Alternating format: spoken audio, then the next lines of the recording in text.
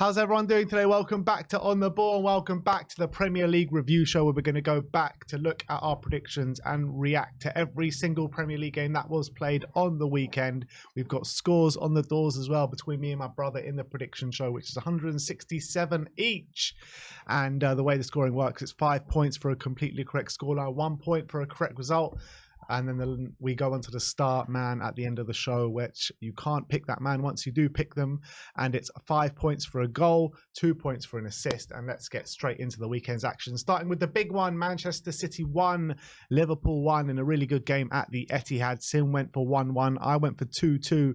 And it was a really interesting game, this, wasn't it? Because I thought Man City started off the better team. They were by far the better team, I thought, in the first half. Liverpool did come back into it in the second half, but Man City got every right to feel aggrieved with that goal that was disallowed with the foul, or well, the supposed foul on Alisson. I thought it was just so weak. And look, I think Man City did deserve to win this game just off the back of that, to be honest.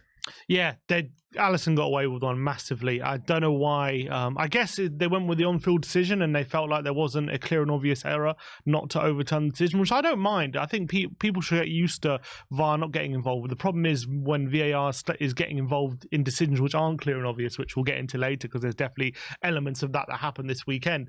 But I thought Liverpool gave a good account of themselves. Obviously, always very difficult going to the Etihad, the hardest place to go in the Premier League. City are always going to, have the upper hand. I actually felt a bit differently to you. I felt like in the first half it was a bit more even, and in the second half I thought City should have gone and won it. And then maybe late in the game, Liverpool came back into it. And obviously, great goal from Trent Alexander-Arnold late in the game to equalise. But I thought first half there was in terms of the level of chances both teams were having, I thought it was fairly even. Nunes, forced some good saves out of Edison, but obviously City did take the lead. Nice finish from Haaland, albeit Alisson will definitely felt like he should have done better with that goal. Got a big hand to it, but let it squirm in under his body. I thought it was a really interesting tactical battle between two very good teams.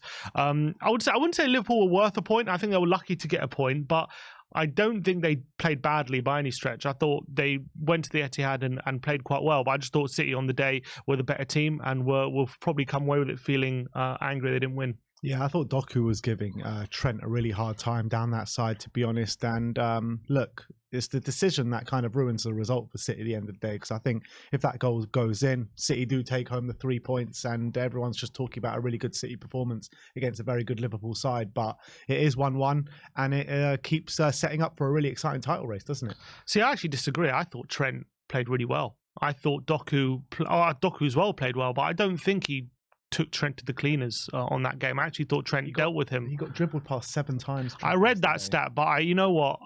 Someone posted a highlights compilation of every stat that counts as a dribble past, and a lot of them are very they weren't really dangerous. They were like, it was basically Trent showing him inside and basically forcing him into crowded areas, which I think he should be doing in that position. So I don't know. I think that stat's a bit of I think misleading, I would say, in my opinion. Look, Trent came up with the goal and a really nice finish in the last 10 minutes, but I just don't think he had a strong game apart from that. He got man of the match. I know that, but I think that was mainly because of the goal. No, I thought he had a great game. I think he won possession the most times out of anyone on the pitch. I think he obviously scored the goal. I thought going forward he was really good. I thought defensively, Doku is one of the most dangerous wingers in the Premier League, and I thought he actually not contained him, but I thought he made sure that he wasn't getting in too many dangerous positions, whereas maybe against a less defender he might have made even more damage, in my opinion anyway. Maybe. But look, either way, I think Man City were the better team, definitely should have won.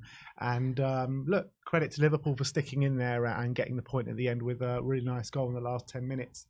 Let's move on to Burnley against West Ham, which finished 2-1 to West Ham. So on the back of Sim's 5-pointer, I get a 5-pointer for this one with 2-1 to West Ham. Sim went for 2-0, so he gets a point on the board here. And you know what? West Ham were absolutely terrible in this game for about 89 minutes, to be honest.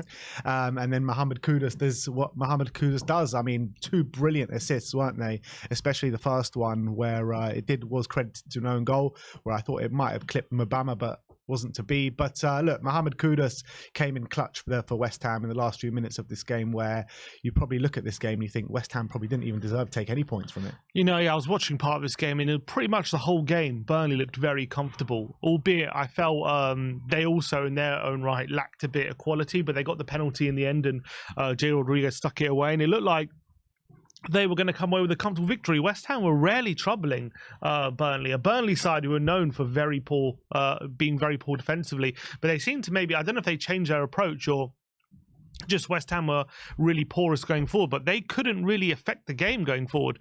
They weren't really, hurting Burnley. Burnley were really comfortable in this game.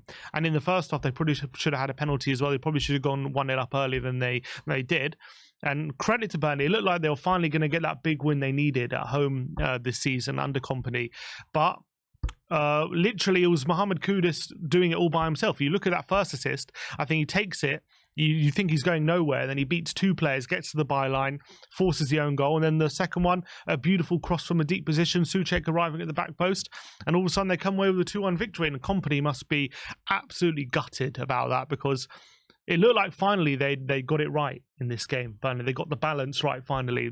Like defensively, they were on point. Going forward, they were looking dangerous, and obviously they got the lead. But again, they let it slip. This time they let it slip in the final minute, and he just must be thinking, how am I ever going to get points in this league when, even when I'm 1-0 up with 89 minutes to go, and I'm still losing 2-1. Yeah, and especially against a massively out of form West Ham side as well. For West Ham like that to come back and beat Burnley in a game where Burnley looked comfortable for the most part, yeah, definitely got to be a massive kick in the teeth for Vincent Kompany. But I know they get 3 points in this game, West Ham, but it's highly unconvincing.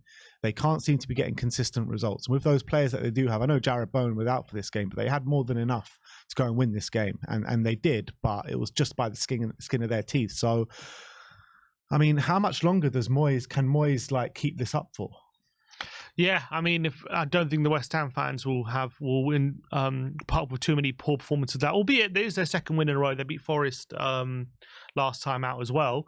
So another unconvincing win. Another unconvincing win. But as long as he's ticking over with a couple of victories here and there, he'll probably be just about staying the job. But considering the team they have, when you got players like Kudus there, and you can see what he can do. If you can't get a tune out of him, that's a big problem. So he did brilliant to get 2 assists, but the fact that it took them so long and how poor they looked has got to be concerning. Yeah. Let's move on to Kenilworth Road as Luton beat Crystal Palace by 2-1. Both of us going for 1-1 here, and we were fairly close to getting a 5 point, to be honest, as Michael Elise scored a brilliant goal, by the way, with about 15 minutes to go to level it up. But Luton kept plugging away, and they got that winner in the last 10 minutes with Jacob Brown. It's got to be a massive alarm bells for Crystal Palace going to Luton and losing. Roy Hodgson, I'm hearing that he's under increasing pressure in the Crystal Palace job. I don't know what Crystal Palace expect, to be honest. They hired him. They knew what they were signing up for. And they're probably in the league table where they probably are supposed to be honest. But what I would say about Palace is, how is your luck? Because they wait all this, pretty much this is Olise's first start of the season. They wait all this time to get him back, and then now Eze's injured, and apparently reportedly he might have ankle ligament damage, and he's going to miss a bit of time out. So 1 in, 1 out for Crystal Palace. They've probably pretty much been relying on Eze for a long time, and then Olise comes back, and they're finally going to see them together, and then Eze goes out injured. So I do feel bad for them, but really poor result. Luton, to be fair to them though, as I said, when at home, they've been very difficult to play against, and they haven't lost by more than a goal. It's always been a close contest, and I thought they were well worth the result in this one. I thought Palace probably will be kicking themselves they didn't get anything out of it, considering they equalised with 15 minutes to go. As you said, absolute stunner from Olise, showing what he's capable of. But Luton just kept plugging away, got the late goal from Jacob Brown, really poor defending, and they continue to show that they're very difficult to play at Kenilworth Road. And again, that showed. And Palace this time coming unstuck, and Luton go to 17th now on 9 points. Think they can stay up? Well, I still think it's going to be a tall order. I really do, but definitely giving themselves a fighting chance. Yeah, I think they got a chance. But because of Everton's drop points, that's for sure. Yeah, I still see Everton clawing him back. But Yeah, they've given themselves a fighting chance. If they keep up this form at Kenilworth Road, I think they got a fighting chance. They're kind of doing what teams like that should be doing, right? At home, just making it an intense atmosphere and making it very hard to beat them at home. And if you do that, you do give yourself a little bit of a chance, don't you? I still think they're going to go down, though. Like, I see them as much more solid outfit as a Sheffield United and a Burnley. Yeah, I think it's tight. They're probably more solid. Yeah, I agree with that. They're more solid than them. Yeah. Next up is Newcastle against Chelsea. It finished 4-1 to Newcastle at St James's Park. Sim went for 2-1, so he gets a point there. I went for 1-1. How do you assess Chelsea now? Like, Alexander Isak opens the scoring. At half-time, it finishes 1-1 with the leveller from Raheem Sterling. And you think, all right, going into the second half, Chelsea going to make a good fist of it. But I don't understand this thing with Chelsea. Every single week, it seems, where they play okay in the first half, don't go in behind, and then they just get absolutely mauled in the second half. And this was probably compounded that, to be honest, in this game than it has been all season. Lascelles getting on the score sheet, Joe Linton and Anthony Gordon, Reece James getting sent off as well. And Chelsea were tragic in that second half. They really were. They got absolutely destroyed in which was a pretty even game in the first half. Yeah, and for all the talk of Chelsea turning it around, it's only 1 win in 5 in the Premier League. So still a lot of work to do for them. 1 wins against 9 men. Yeah, that's also true. I thought first half it was a bit even, albeit I still thought Newcastle were a better team. But Joe Linton misses an absolute sitter right at the brink of half time, and Newcastle could have gone 2-1 up, but a brilliant free kick from Sterling put them level. And and to be fair, they were looking quite dangerous on the counter. They did have a few chances, but they were just conceding too many chances in that first half as well. And then second half, to be honest, they just absolutely collapsed. They conceded a goal from Lascelles, made it 2-1, and then what a howler from Thiago Silva, just playing Joe Linton for on goal, made it 3-1 within a minute of going 2-1 down, and then Reece James gets sent off, and it was an absolute collapse. It reminded me, I remember in Pochettino's first season, with Spurs had a couple of games like that. I remember Man City away in Pochettino's first season. We were having a good game, we had equalised, and then Fazio got sent off, and we just collapsed, and we ended up getting battered 4-1. It was very his debut. That was Fazio's debut, yeah. Reminded me of that game, they kind of didn't get the press quite right in that second half, and they just collapsed. And that's exactly what happened to Chelsea, and it was an absolute embarrassing performance in the end. That second half was a training session. Gordon makes it 4-1, and it was a battering from Newcastle. And this is a Newcastle team still missing lots of players. They had a 17-year-old Lewis Miley starting in midfield. Got an assist as well. Got an assist. He played really well, and that has got to be an indictment of Chelsea at the moment. And Reece James getting himself sent off in the game. Apparently, he hasn't played 3 consecutive games since 2021, which is mad to think about. But still a lot of food for thought. And it's mad to think that Chelsea are still 10 points behind 5th against Spurs, who have just lost 3 games in a row. Yeah. And they're still 10 points behind, which goes to show their inconsistency. So, look, it's no need to panic because I still see good signs, but can they? What is acceptable for Chelsea this season? I know it's a building process, and I guess if Boyle is going to stick with it, he's just going to go with it whatever happens. But we've seen him pull the trigger on Potter last season when things were going really badly. If things don't improve, who knows what will happen to Poch? Yeah. Can it get worse? I mean, I don't think it can get worse. I think it can only get better for Chelsea, to be honest. And I think yeah, but we've been saying that for months. Yeah, we have been saying that for months, but we're still early stage of the season. 13 games in. It is fair. That is true. It's not like he's 13 games into his managerial tenure at Chelsea. He had a very hard start to his Tottenham career as well. And after the first season, a lot of Spurs fans questioning him. I still think that you're seeing things in this Chelsea team that can suggest that they are on the right path, but it's going to take bumps in the roads to get there. They're missing a striker. They need someone that can put the ball in the back of the net. Nicholas Jackson just ain't doing it for them at the moment. And look, I think Chelsea will be all right eventually, but it's just a case if Boehly does stick with it. If he does stick with it, I think they'll reap the benefits in the long term, but I just think they're going to have to go through a bit of hard time to get there. They're 1 point off Fulham. Yeah. That's mad.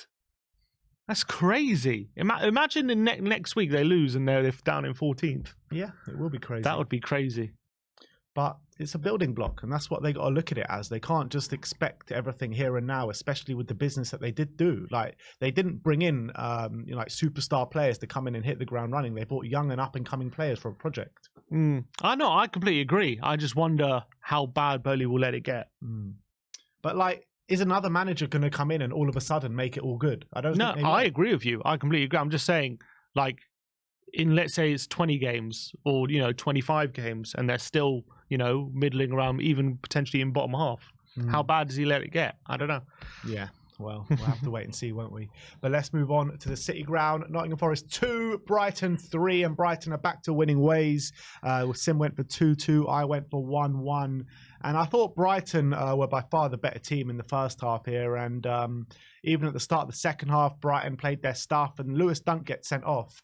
And it was a really hairy finish, wasn't it, at the end for Brighton, to be honest, because Nottingham Forest got that penalty with Morgan Gibbs-White, and they actually could have got more goals towards the end of that game. And Brighton were quite lucky to escape that with a win, to be honest, towards the end. Yeah, I have to say, Gibbs-White was like Roy the Rovers kind of performance in that second half, I felt. He was absolutely brilliant trying to drag Forest back into the game. But, unfortunately, they're undone from some poor defending and some good attacking play from Brighton. And João Pedro, obviously, on the score sheet a couple of times with one really nice header, and obviously scored a penalty as well.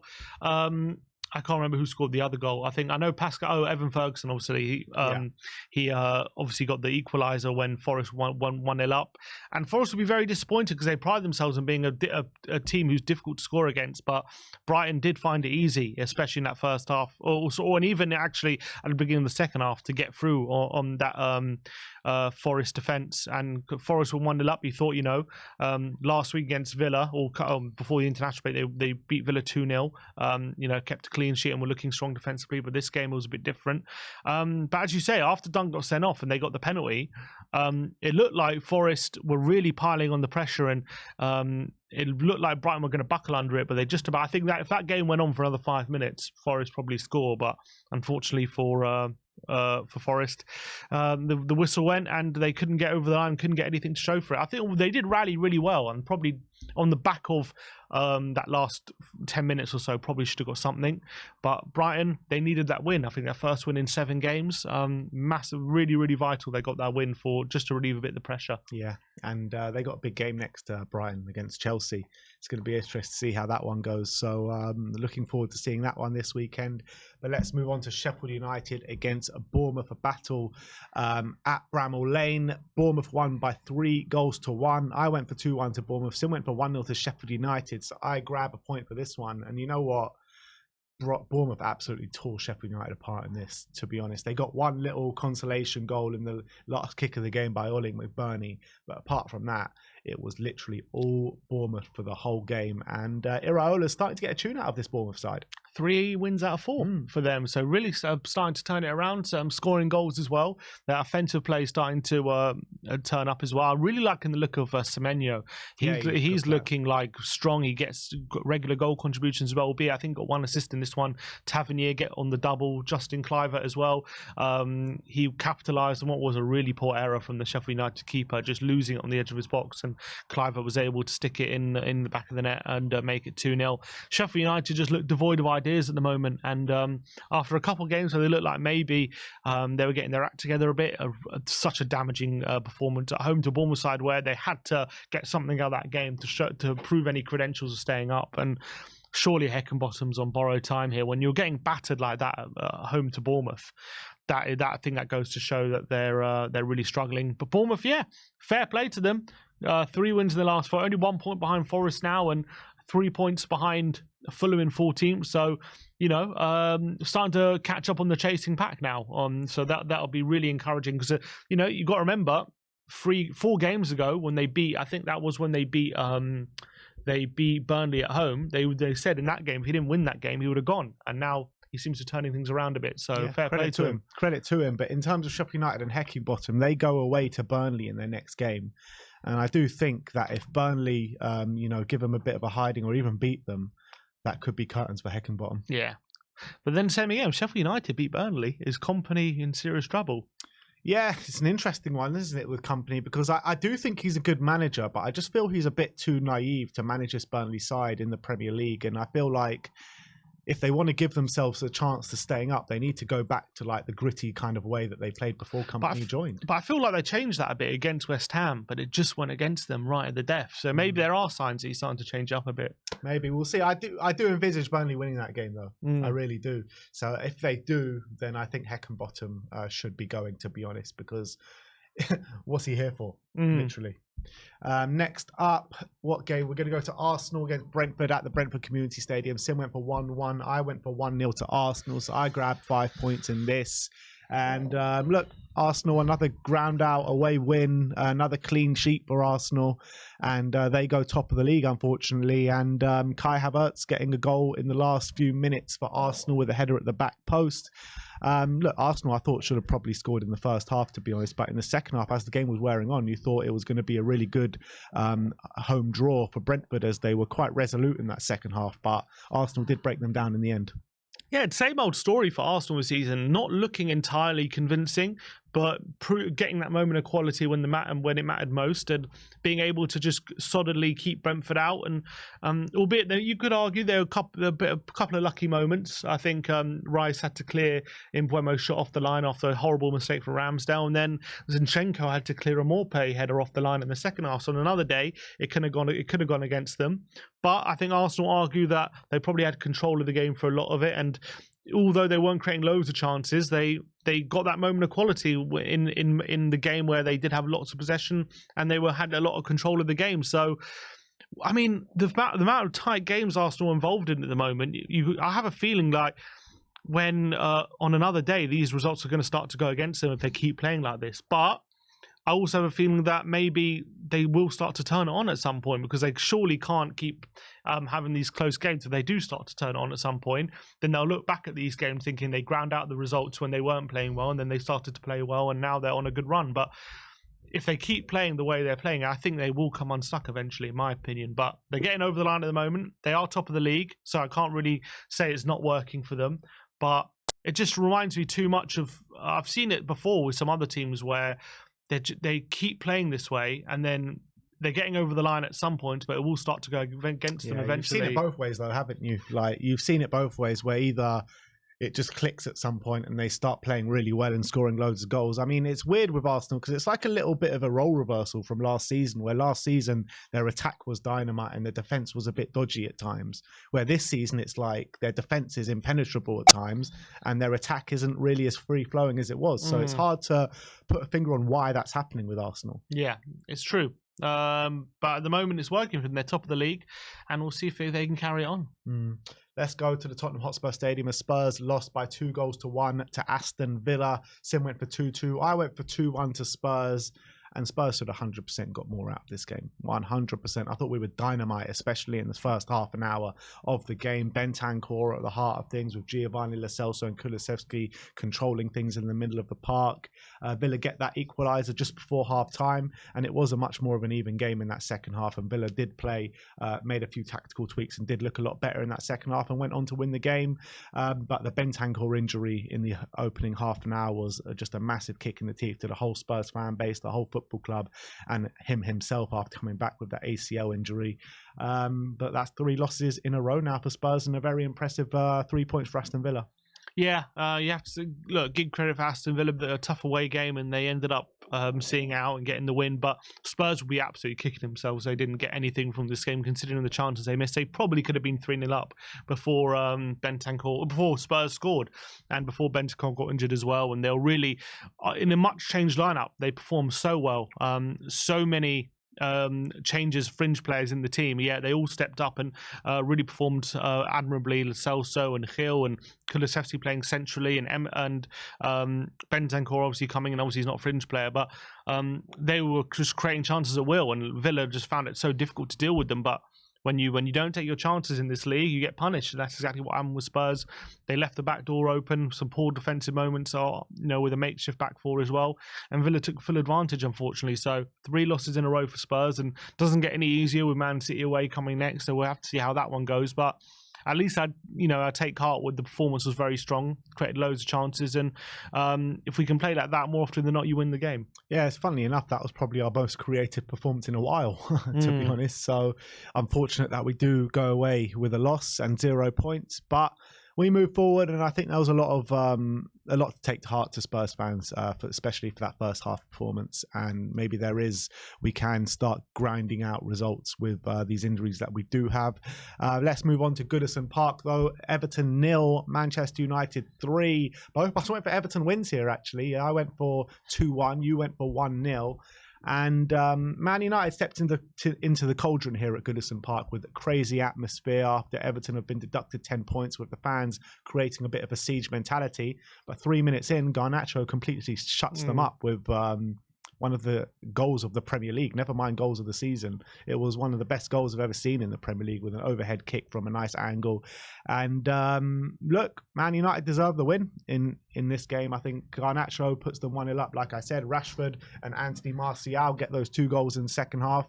And you've got to give credit to Man United, because a lot has been said about them this season, and they went into this game in very hard circumstances, with the fans completely behind the team in Everton at home in Goodison Park, and they walk away with 3 points and a 3-0 win.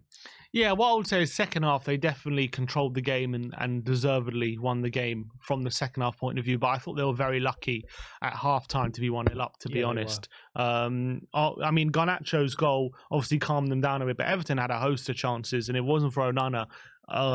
They could have easily been even 2-1 up. He's starting to step up, by the way, in the Man shirt now. He's turning it around, to be fair to him, so it's taken him a bit of time, but he's finally putting in performances we saw last season for Inter, and showed why he was one of the most sought after goalkeepers in Europe last season. Everton, we kicked themselves. They couldn't get a goal in that first half, but in the second half, I think Man United did come out and just controlled the game, and it was a very solid professional away win in that second half, and they saw it out really comfortably. And I got to say, Kobe Mainoo in centre mid, teenager, make his debut. I thought had a stellar game. Absolutely brilliant. How old is he? 18, 19? Yeah, I think so. He's 18, I think, and just looked mature beyond his years, have to say. Fantastic performance from him. And look, that's 5 wins in 6 now for Man United, so credit where credit's due. I'm still not entirely convinced, just because, in that first half could have easily been different, but you can't argue with the results, and they're now only 6 points off the top of the league. Yeah, I don't think my opinion hasn't changed on Man United at all, to be honest. I mean, they're beating the teams which they should be beating at the moment. Whenever they come up against teams where they're fighting for spots in the league, and anyone in the top 6 or close to, you feel like they're going to drop points to them. But they've had a decent run of fixtures at the moment, and they're beating teams where you would expect them to beat, let's be honest. Yeah, that's fair to say. But let's finish off talking about Fulham against Wolves in a bit of a strange game here at Craven Cottage. It finished 3-2 to Fulham. Gary O'Neill was a not happy bunny after this game. We both went for 1-1, and it was actually 1-1 at half time. Alex Iwobi putting Fulham ahead early stages of the game. Cunha equalising after 20 minutes with a lovely assist from Bellegarde, and he looks like some player, that Bellegarde. And then in the second half, just VAR completely marred that second half, to be honest, with 3 penalty decisions. Willian scoring 2 from the spot, including a last-minute winner, and Hwang Hee-chan scoring as well for Wolves. But what is going on with VAR, man? Like, every single week it seems as though Wolves are on the receiving end of a VAR battering, and this game was no different. Yeah, I think both penalty decisions they can feel aggrieved with. To be honest, I thought the first one, Kearney makes absolutely Semedo gets a touch on the ball and then makes no contact with Kearney, his foot, and VAR has about a 5-minute look at it and decides not to overturn the decision, which I think you can definitely feel aggrieved about. But I think what I would say is there was maybe enough doubt of whether Semedo touched his foot or not to stick with the on-field decision. I definitely think they should have overturned it, but I think as well, I'm not going to get too angry about VAR not getting involved when they should have, but what I would say is when VAR is getting involved unnecessarily, that is when you got to be absolutely furious. And then in the last minute, Wilson goes over, and I thought was a soft penalty. I thought you could argue maybe it was a foul or not, but VAR should not be getting involved in that. They definitely should be sticking to the on-field decision. I thought it was a soft penalty to give. And the fact that VAR looked at that and thought that's a clear and obvious error has got to be blood boiling for Gary O'Neill. And considering it, yeah, as you say, all the other decisions that have gone against him this season, you know, Onana early in the season, Newcastle as well, when they played Newcastle. Gary O'Neill says they've cost them 7 points. They should be on 22 points right now, and they sit on 15. And he's got to be so frustrated, and they end up with nothing from the game. Albeit, to be fair, I didn't think Wolves had the best game anyway. So I reckon a bit of frustration's got to be with their performance as well. But when those refereeing decisions are going against you as well, that's got to be doubly frustrating. Time and time again. I mean, Wolves would be so much further up the table if these VAR decisions were going in their favour and they got the correct decision. Like, it goes all the way back to the first game of the season against Manchester United when Onana completely clatters, was it Kalasic at Old Trafford. And it just seems like this is just way too consistent now. And Gary O'Neill has every right to be aggrieved, in my opinion. Mm-hmm. And he was saying after the game how the Wolves players are just distraught about how this keeps happening every single week. And at one point, do they start to look at VAR and start to make some changes? Because every single week we seem to be talking about how bad the decisions are. Yeah, what is the threshold for intervention? Because I've seen challenges which are a lot more obvious fouls or obvious decisions than the penalty that was given to Fulham in the last minute, not intervened.